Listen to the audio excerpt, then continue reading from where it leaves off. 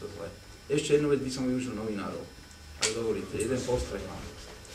Veľmi ma mrzí, že na zápase, ktorý sa hrala tá typo súťaž zimná, typ Šporliga, v zápase s Brnom, ktorý sme hrali, a vznikli tam incidenty, ktoré vyvolali, bolo tam veľmi veľa fanúšikov Slovana, ktorí tam prišli nie na západ, lebo tam Slovan nehral, tam hral Brno a Trnava.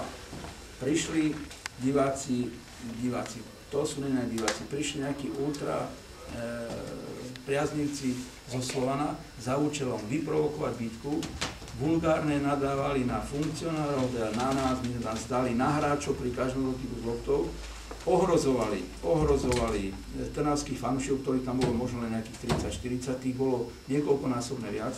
Dokonca polícia ich musela pod ochranou vyviesť našich Spartakovcov zo štadióna.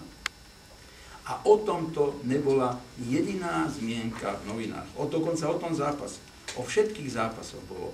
O zostavách, o zápasoch. Boli stlačovky, tam boli vždy rozhovory s trénermi. O tomto zápase v športe ani v iných novinách nebola jediná zmienka. Je to podľa môjho názoru trošku zaražajúce pre mňa, že o takomto incidente, ktorý vznikol, nebola jediná zmienka ani v televízii, ani v tlači, a tí chalani, ktorí tam prišli na zápas, ani my, ktorí sme tam prišli, my sme sa potom s pánom Kevinom dokonca presunuli na hlavičke nášho mužstva. To sa nedalo vydržať, ako provokovali tí chalani, slovanisti. Jednoducho provokovali a chceli byť ľudí. Jednoducho, to bolo, to museli, tam stáli blízo nás aj tí novinári, ktorí tam boli na zápase, a nikto nedal čiarku do tlače. Mne sa toto nepáči z toho dôvodu, že potom môžu aj tí naši chlapci mať niekedy pocit krivdy, že iný meter je na to, keď oni niekde niečo spôsobia, a iní, keď sa spôsobili. Naši urobili jednu provokáciu, to vám garantujem. Nikto tam nebol, absolútne tam sa nič neudialo z našej strany, zo strany divákov Spartaku. Naopak, je to určite zaručené, čo vám hovorím, polícia musela odviesť tých našich chlapcov a chrániť ich pred bitkou, ktorú na nich chystali slovanisti. Takto to bolo a o tom nebola jediná zmienka. Toto je to, čo sa mne v tomto období nepáčilo, na tom, akú pozornosť tomu vlastne v tejto situácii tlač venoval. Čo je pre mňa zaražajúce.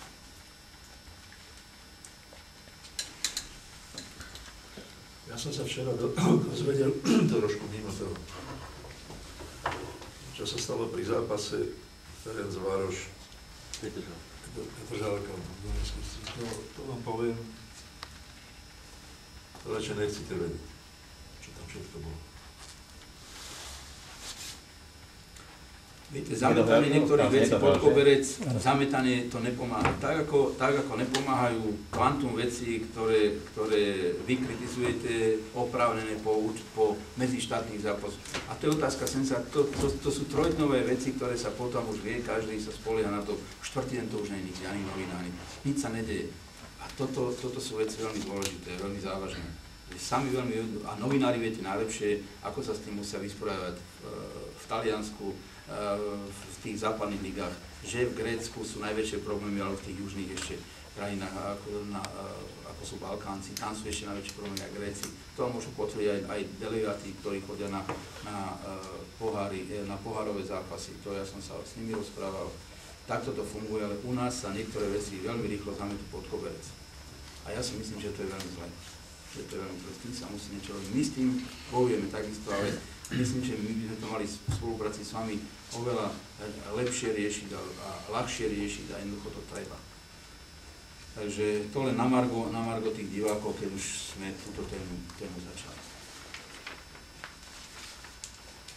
Ešte otázka na Laci. Laci, ty tam máš k tomu výkonnému výboru blízko, nejaké informácie pre týmto rokom, medzištátne zápasy tu v Trnave, už je niečo konkretizované? Zápasy s Islandom, ktorý sa aj tu tak novinár sa si čítali, Zlatý Moravcia už definitívne. Áno.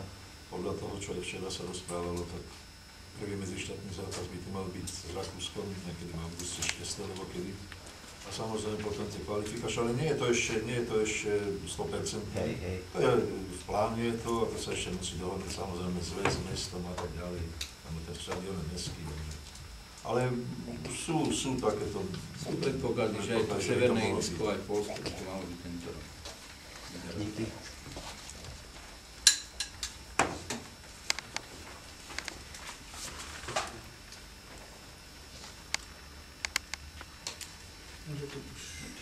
No, pokiaľ nemáte, alebo pokiaľ si ešte rozmyslíte, aby som chcel využiť aspoň tú chvíľočku, ktorú na záver teda si dovolím zobrať. Áno, máme tu pre pracovníkov médií pripravené takú tlačovú správu pre Mass Media, čo sa týka o fanúšikoch ako Spartaka za minulý rok. Tak kto bude mať záujem, poprosím vás tu na médiá, aby ste si napísali z ktorej redakcie a prípadne aj kontakt, aby sme mohli aj do budúcna takéto aktivity vám dať k dispozícii, aby ste o nich vedeli.